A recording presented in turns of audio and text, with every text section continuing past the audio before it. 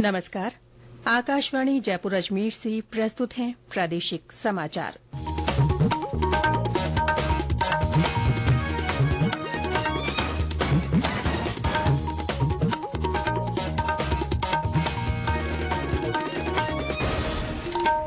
मुख्य समाचार।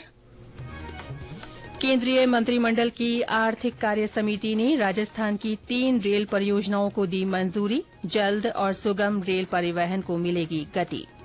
मुख्यमंत्री भजनलाल शर्मा आज नागौर में विभिन्न कार्यक्रमों में होंगे शामिल। प्रदेश के 199 विधानसभा क्षेत्रों की एकीकृत फोटोयुक्त मतदाता सूची के अंतिम प्रकाशन के बाद कुल 5 करोड़ 32 लाख से अधिक मतदाता पंजीकृत।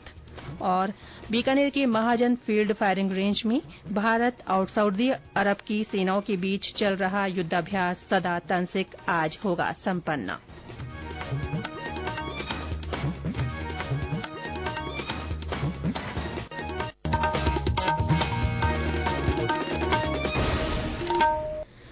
समाचारों के साथ मैं ऋतिका गुप्ता। और अब समाचार विस्तार से। केंद्रीय मंत्रिमंडल की आर्थिक कार्य समिति ने रेल मंत्रालय की 6 परियोजनाओं को स्वीकृति दे दी है। इनमें राजस्थान की 3 परियोजनाएं भी शामिल हैं। प्रधानमंत्री नरेंद्र मोदी की अध्यक्षता में सीसीईए की बैठक में जयपुर सवाईमाधोपुर, अजमेर चंदेरिया और लूनी समदड़ी भीलड़ी रेल मार्गों के दोहरीकरण को मंजूरी दी गई। इस फैसले से जल्दी और सुगम रेल परिवहन को गति मिलेगी, साथ ही आर्थिक, सामाजिक और धार्मिक गतिविधियों को बढ़ावा मिलेगा। केंद्रीय मंत्रिमंडल ने कल स्पेक्ट्रम नीलामी को संचालित करने के लिए दूरसंचार विभाग के एक प्रस्ताव को भी स्वीकृति दी है।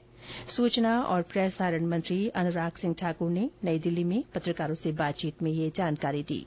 कुल मिलाकर 10,523.1 मेगाहर्ट्ज स्पेक्ट्रम का ऑक्शन किया जाएगा। ये ऑक्शन सर्विस एरिया वाइज किए जाएंगे। रिजर्व प्राइस ट्राई द्वारा अनुशंसित इंडेक्सिंग फार्मूला के आधार पर निर्धारित किया जाएगा। स्पेक्ट्रम का एफिशिएंट उपयोग हो सके, इसके लिए प्रस्तावित है कि अर्बन एवं regional rail based transit system को असाइन किए गए स्पेक्ट्रम को इन रेलवे सिस्टम्स के कार्यक्षेत्र के बाहर में टीएसपी या गवर्नमेंट को एजेंसीज को अलॉट किया जाए। स्पेक्ट्रम का कुल रिजर्व प्राइस 96,317.65 करोड़ रुपया होगा। प्रधानमंत्री ने केंद्रीय मंत्रिमंडल के निर्णयों की सराहना की है। उन्होंने कहा कि रेलवे परियोजनाओं के अनुमोदन से बुनियादी ढांचे में सुधार होगा, व्यस्त रेल मार्गों पर भीड़ कम होगी और वाणिज्य के साथ साथ संपर्क सुविधा बढ़ेगी। संसद ने अंतरिम बजट 2024-2025 को मंजूरी दे दी है। इससे पहले राज्यसभा में अंतरिम बजट और जम्मू कश्मीर के अंतरिम बजट 2024-2025 पर चर्चा का जवाब देते हुए वित्त मंत्री निर्मला सीतारमण ने कहा कि खुदरा मुद्रास्फीति अप्रैल से दिसंबर 2022 में औसतन 6.8% से घटकर 2023 की इसी अवधि में 5.5% हो गई। उन्होंने बताया कि बाजार में भारत ब्रांड का आटा, दाल और चावल किफायती दामों पर उपलब्ध कराया जा रहा है। उपराष्ट्रपति जगदीप धनखड़ ने कल नई दिल्ली में राज्यसभा के उन सांसदों के लिए रात्रि भोज का आयोजन किया जिनका कार्यकाल समाप्त होने जा रहा है। विदाई समारोह में प्रधानमंत्री नरेंद्र मोदी भी शामिल हुए। कार्यक्रम के दौरान उपराष्ट्रपति ने इन सांसदों को स्मृति चिन्ह भेंट किए। इस अवसर पर सांस्कृतिक कार्यक्रम भी रखा गया। मुख्यमंत्री भजनलाल शर्मा का आज नागौर दौरा प्रस्तावित है। वे वहां कई कार्यक्रमों में शामिल होंगे। मुख्यमंत्री भाजपा के गांव चलो अभियान कार्यक्रम के तहत गोगेलाव पहुंचेंगे। उनका वीर तेजाजी और संत लक्ष्मीदास मंदिर के दर्शन का कार्यक्रम है। श्री शर्मा मुंडवा में वीर तेजा महिला शिक्षण और शोध संस्थान तेजास्थली के वार्षिक उत्सव कार्यक्रम और गर्ल्स हॉस्टल के शिलान्यास कार्यक्रम में भाग लेंगे। मुख्यमंत्री गोगेला गांव में 105 वर्ष की महिला मतदाता से भी मुलाकात करेंगे। प्रधानमंत्री नरेंद्र मोदी ने कहा है कि श्रील प्रभुपाद ने वैष्णववाद और भगवान कृष्ण के प्रति प्रेम को पूरी दुनिया तक पहुंचाने में महत्वपूर्ण भूमिका निभाई थी।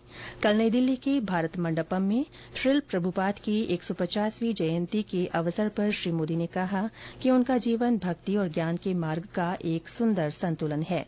प्रधानमंत्री ने भक्ति के आनंद का अनुभव करने की स्थितियां बनाने के लिए चैतन्य महाप्रभु के योगदान को श्रद्धांजलि दी।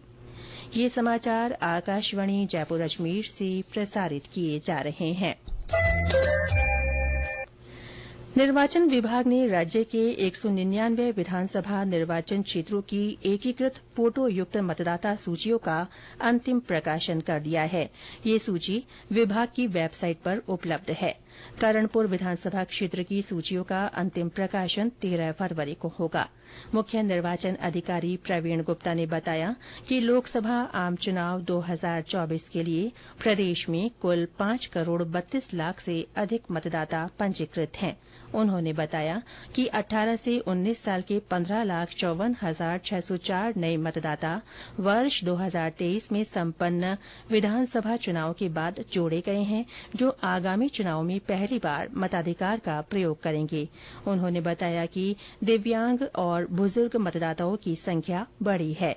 दिव्यांग मतदाताओं की संख्या बढ़कर 5,72,965 और बुजुर्ग मतदाताओं की संख्या 12,85,960 हो गई है। इस बीच राज्यसभा चुनाव के लिए कल पहले दिन कोई भी नामांकन पत्र दाखिल नहीं हुआ। प्रदेश में राज्यसभा की 3 सीटों के लिए निर्वाचन संपन्न होना है, जो 3 अप्रैल 2024 को खाली हो रही है। इन पर चुनाव के लिए मतदान 27 फरवरी को होगा और उसी दिन शाम को मतगणना होगी।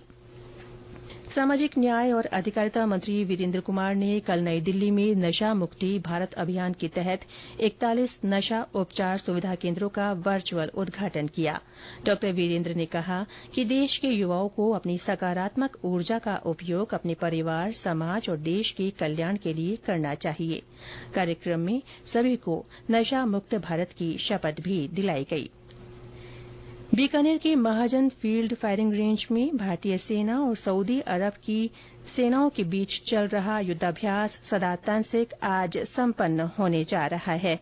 हमारे संवाददाता ने बताया कि 29 जनवरी से शुरू हुए इस अभ्यास का उद्देश्य दोनों सेनाओं के बीच अंतर संचालनीयता हासिल करना और संयुक्त राष्ट्र के आदेश के तहत परिचालन प्रक्रियाओं और युद्धाभ्यासों से एक दूसरे को परिचित कराना था। 12 दिनों तक चले इस युद्ध अभ्यास के जरिए 45 कर्मियों वाली सऊदी अरब दल का प्रतिनिधित्व रॉयल सऊदी लैंड फोर्सेज द्वारा किया गया। वहीं भारतीय सेना की टुकड़ी में 45 सैनिक शामिल रहे। इसका प्रतिनिधित्व brigade of the guard mechanised infantry की एक बटालियन द्वारा किया गया। अभ्यास का उद्देश्य संयुक्त राष्ट्र चार्टर के अध्याय 7 के तहत अर्ध रेगिस्तानी इलाकों में संयुक्त अभियानों के लिए दोनों पक्षों के सैनिकों को प्रशिक्षित करना था। दोनों देशों के सैनिकों ने अर्ध मरुस्थलीय वातावरण में आतंक विरोधी अभियान के संयुक्त योजना और क्रियान्वयन के बारे में अपनी समझ को विकसित किया। यही नहीं, इस सामरिक युद्ध अभ्यास से दोनों देशों की सेनाओं के बीच आपसी सहयोग और समन्वय को तो बढ़ावा मिलेगा ही, वहीं इस संयुक्त युद्ध अभ्यास को विश्व स्तरीय शांति, समृद्धि और स्थिरता की दिशा में उठाए गए एक प्रमुख कदम के रूप में भी देखा जा रहा है। मोहम्मद रफीक पठान, आकाशवाणी समाचार, बीकानेर।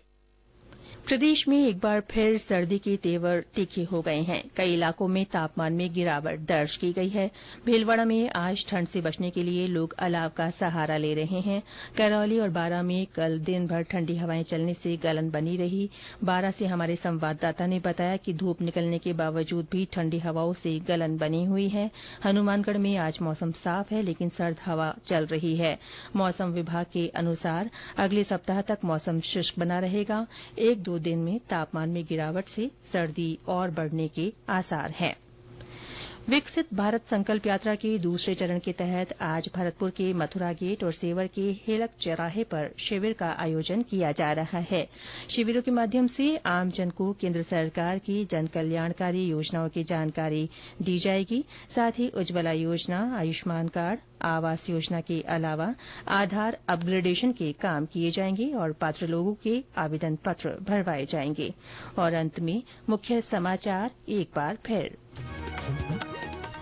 केंद्रीय मंत्रिमंडल की आर्थिक कार्य समिति ने राजस्थान की 3 रेल परियोजनाओं को मंजूरी दे दी है। इससे जल्द और सुगम रेल परिवहन को गति मिलेगी। मुख्यमंत्री भजनलाल शर्मा आज नागौर में विभिन्न कार्यक्रमों में शामिल होंगे। प्रदेश के 199 विधानसभा क्षेत्रों की एकीकृत फोटोयुक्त मतदाता सूची के अंतिम प्रकाशन के बाद कुल 5 करोड़ 32 लाख से अधिक मतदाता पंजीकृत हुए हैं। और बीकानेर के महाजन फील्ड फायरिंग रेंज में भारत और सऊदी अरब की सेनाओं के बीच चल रहा युद्धाभ्यास सदातंसिक आज संपन्न होगा। इसके साथ ही प्रादेशिक समाचार बुलेटिन समाप्त हुआ। नमस्कार।